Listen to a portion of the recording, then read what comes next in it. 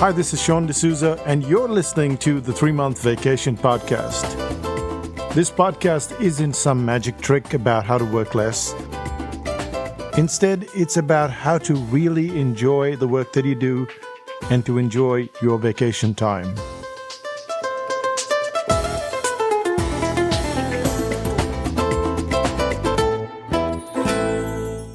Hi, I'm Sean, and you're listening to the 3-Month Vacation.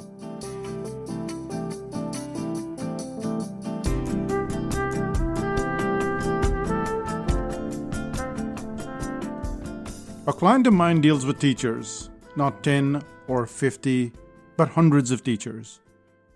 One day, quite out of the blue, she decided to do a rough poll. It wasn't even a bunch of questions, but just one question. And that one question went like this. Who should bear the responsibility for learning?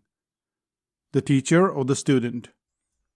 And as we know from experience, if we ask a single interesting question, we get a good response. And she did get a good response. A large majority of the teachers believed that the responsibility of any of the learning lies squarely with the student. Hence, they lumped 100% of the burden on the heads of the students. Other teachers were less heavy-handed. A fair number put the figure at about 50-50, stating that the teacher had a responsibility, the student had a responsibility, they had an equal sense of responsibility. Yet one fact was very clear. No one was willing to go so far as to say that 100% of the responsibility of the learning lies with the teacher. I'll say it again. 100% of the responsibility of the learning lies with the teacher.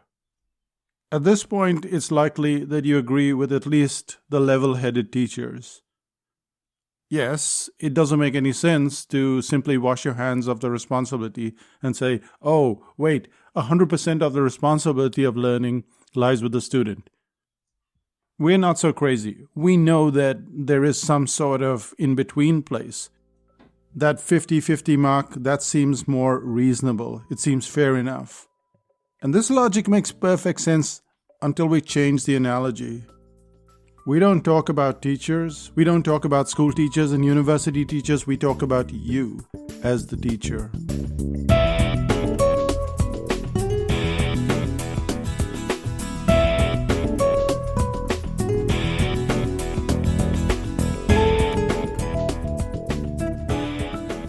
Let's say you've just had a baby.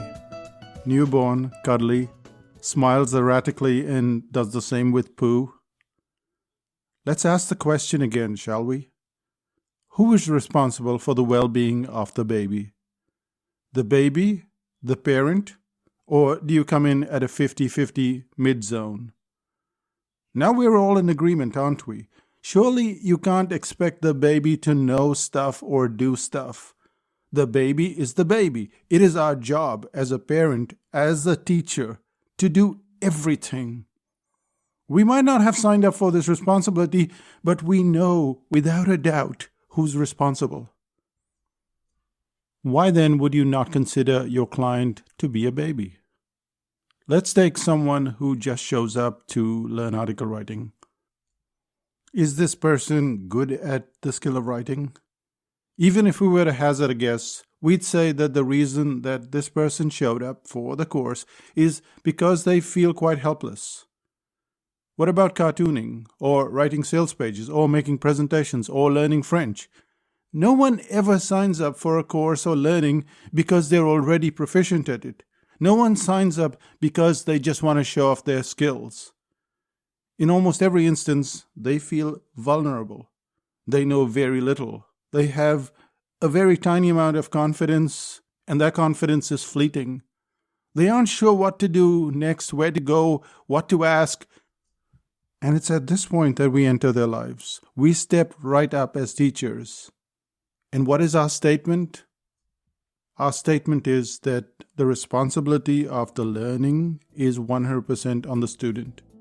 Or we decide, we're going to be really kind and we'll come 50-50, we'll be reasonable. No, we need a different benchmark.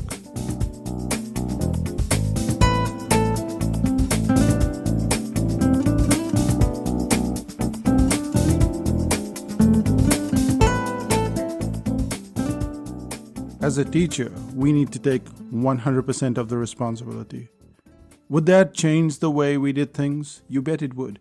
Our goal would change radically from one of giving information to one of getting results. What does this mean?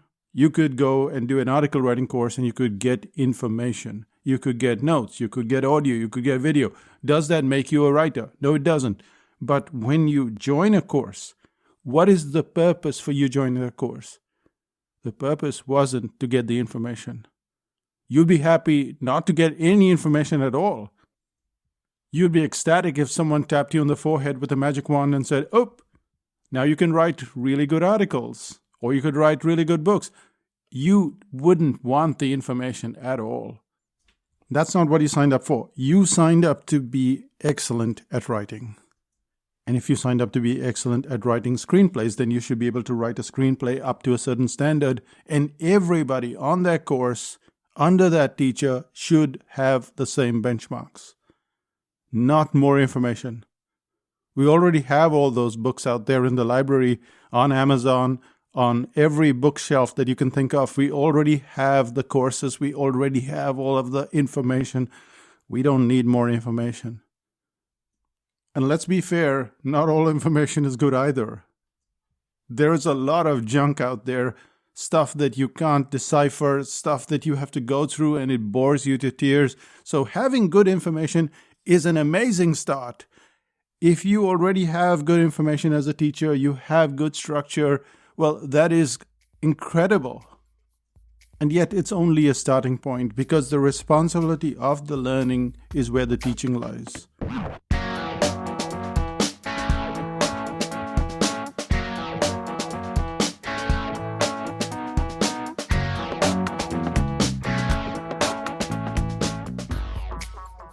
Let's take an example. I'm currently doing a Spanish course. Every week, 8 students show up on a Zoom call. You know how these Zoom calls go, don't you? There's slide after slide after slide. And admittedly, there aren't that many slides. Maybe there are 20 or 30 slides on this call. The teacher patiently tries to get us to understand what she's just taught, and then we're done. No, we're not done, because right at the end of the call is a tiny quiz. And the teacher asks 3 simple questions. Now, if we were really fluent at it, if there were enough examples, we'd have figured it out very quickly. We might not be overeager, we might not be jumping around, raising our hands, trying to get the answer across, but we would know exactly what the right answer was. But we don't. There is this long pause. And then slowly, every student starts to give their own version of the answer. And they don't always correlate. Often the answers are wrong, which means that there is no fluency. Even though we've covered so little, there is no fluency, because the responsibility of the learning didn't lie with the teacher. She has done all she could because she gave us the information, and she thinks, well, that's it. I've done my bit. And it takes a lot to turn your head around and say, well, the responsibility of the learning, 100% of the responsibility of the learning lies with me, the teacher. And let me go at a little tangent here. When we talk about the word teacher, we talk about university, school, the education system. We tend to show our frustration when it comes to schools, when it comes to university teachers, because that's the first thing that comes to mind. But in many cases, they are doing the best they can. They're hampered by a rigid syllabus. They have large groups. They have endless marking of papers. It's not easy being a teacher in that situation. On the other hand, we run a private enterprise. We tend to dictate the size of the group, the syllabus, and we still dole out a stream of information. If we were paid based on whether the student could easily and correctly do the task, we'd have a completely different method of teaching.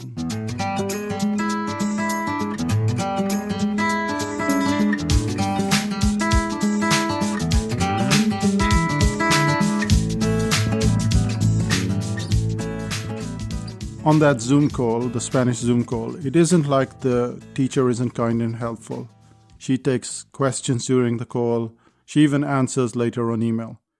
Yet because we're not the babies, She moves on to the next session in the following week. Learning, as it were, doesn't happen. All we have is another 20 or 30 slides of information. So here's a slightly different version, a slightly different definition of teaching for you. How do you know if you're a good teacher? Well, the student becomes a teacher. So you're the teacher, you take on the student, and you make them the teacher. They learn the skill and they're able to teach someone else. If I teach you to draw a cartoon of a whale, for instance, you should be able to teach someone else to do the same thing with a great deal of accuracy. And you'll know where the dropouts are in your teaching, because as student A is teaching student B, you'll see where they make the mistakes, and therefore there are gaps in your own teaching. You can then fill those gaps, and as a result, you become more diligent at teaching, not just giving information. When it comes to teaching, you're the parents, and the student is a baby. The baby is supposed to burp, throw tantrums, and poop a lot. As teachers, we are the ones responsible for the well-being of the baby. The responsibility of the learning is 100% on the teacher and not the student. And when you take on that complete responsibility, something weird happens. The student realizes how keen you are and how focused you are on their success. The student recognizes your mindset, and without any prompting on your part, the student does something very unusual. They come halfway. Without trying too hard, it becomes a 50-50 arrangement. And that's when it's just magical. So I'll ask you again, who does the responsibility of the teaching lie? The teacher or the student? Now you know better.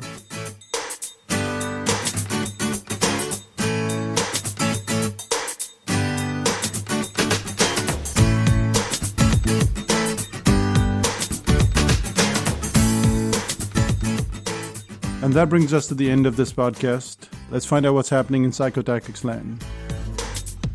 Ironically, the first thing that shows up is info products, and this is on Jan 22nd, 2022. Yes. So on Jan 22, in the year 22, we're going to have the info products course. And what's ironical about it is the way that the info products course is constructed. Now, lots of people sell you info products course, and they're trying to get you to promote some info products. And this is not what this info products course is all about. In fact, what it does is it shows you how to put that information together so that it can be consumed by the client, which is precisely what we're talking about, which is the organization of the information in such a way that the client gets to the end. They start reading, and as we know, we bail out on so many things that we start reading because they're not constructed in that way. They are not designed for you to go to the end. And one of the reasons why people come back to psychotactics is because they find the reading so easy. They find it so easy to consume the products that they get to the end, they're able to implement it. And of course, that's what we set out to do. We set out to get a result. But how can we get to the result if we don't get to the end? The info products shows you how to construct that product in a way that is, as I said, easy to consume. So the client gets to the end, comes back, buys another product, then another product. And of course, if you have things like a course or training or consulting, and they want to be part of that as well. If you've been wondering, how do you run a business online? There are many steps. But one of the crucial things is that clients want to get a result. And when you put information in a way that gets them to that result, it's logical for them to come back. Makes perfect sense. To find out more about it, go to psychotactics.com/info-goodies. As you can tell, they're goodies, and it's about how to create an information product. So go to psychotactics.com/info-goodies. From there, you can get onto a waiting list because we have only 25 copies of this digital product. Yes, it's limited. So go there to InfoGoodies and judge for yourself. By the way, if you're looking for products that are not as high priced, there's also a section on our site. So you go to psychotactics.com and there's products, and there is products under $50. And have a look at some of those, because some of them involve planning, and this is the kind of planning I do, which is always weird. But you knew that when you signed up to Psychotactics, right? Well, that's pretty much it from Auckland, New Zealand, where we seem to be going into Summerland, because that's summer that we have. But of course, there are Christmas trees all around the place, and reindeer and lots of that stuff, including on my neighbor's roof. I'll say bye for now. We'll see you in 5000 BC. Bye-bye.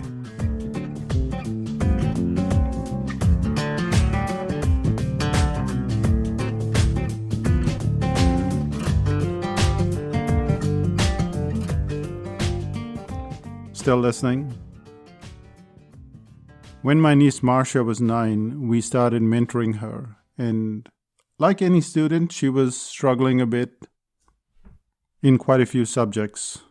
So the first day I went and I picked her up from school, and she was ecstatic because she likes hanging around us. It's always different from the parents. I picked her up from school. I brought her home. She had lunch, even though it's 3 o'clock. It's something that she does even today. We started giving her lunch at 3 o'clock, even though she had lunch earlier. So she has her lunch, and then I sat her down and I asked her the question. I said, if you don't get 20 on 20 in your maths test, whose fault is it? And like most students, she took the responsibility.